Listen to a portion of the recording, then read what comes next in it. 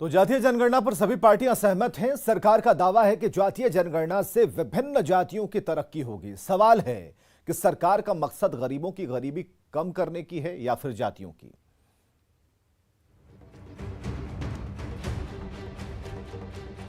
जातीय जनगणना पर नीतीश कैबिनेट ने मुहर लगा दी। राज्य सरकार 6 महीने में 500 करोड़ रुपए खर्च कर जाति आधारित जनगणना कराएगी। जातीय जनगणना पर बिहार सरकार की तरफ से प्रधान सचिव ने प्रेस नोट भी जारी किया। इस प्रेस नोट में लिखे शब्दों की भाषा पर जरा गौर कीजिए। इसमें लिखा गया है कि जातीय जनगणना से विभिन्न जातियों की तरक्की होगी। सवाल उठता है कि सरकार का काम हर कमजोर व्यक्ति की तरक्की सुनिश्चित करना है या फिर विभिन्न जातियों की तरक्की।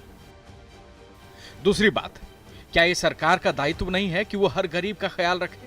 क्योंकि जब हर गरीब का ख्याल रखा जाएगा तो सभी जातियों के गरीब का ख्याल हो जाएगा, क्योंकि गरीब तो सभी जातियों में है। दरअसल जातीय जनगणना के पीछे जो मानसिकता काम कर रही है वो इस धारणा पर आधारित है कि बहुत बड़ी संख्या में पिछड़ी जातियों के लोग पिछड़े हैं और समाज में कुछ ही जाति के लोग सारा लाभ उठा रहे हैं।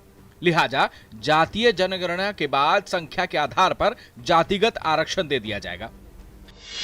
बिहार में करीब 32 साल से पिछड़ी जातियों का प्रतिनिधित्व करने वाली सरकार है। लालू प्रसाद की अगुवाई में करीब 15 साल आरजेडी की सरकार रही, जबकि नीतीश कुमार के नेतृत्व में करीब 17 सालों से सरकार चल रही है।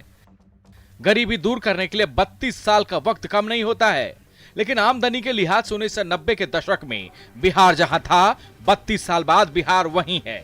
फिर विकास के पीछे जातीय आधार की धारणा कहां सच साबित होती है? अब जरा एक और बात पर गौर करिए। ऐसा नहीं है कि गरीबी सिर्फ एक या दो जातियों तक सीमित है। गरीबी सभी जातियों में है। समृद्ध माने जाने वाले सवर्णों में भी गरीबी है। यही वजह है कि केंद्र सरकार ने सवर्णों को 10% आरक्षण देने की व्यवस्था की।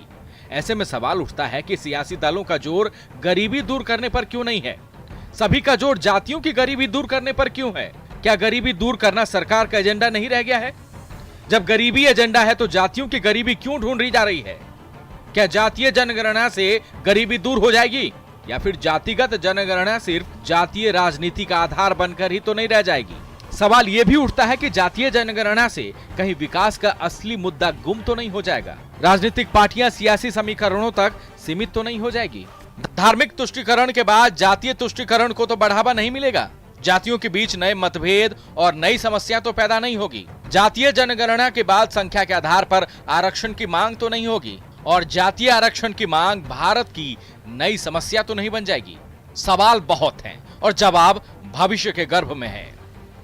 Bureau report, news 18।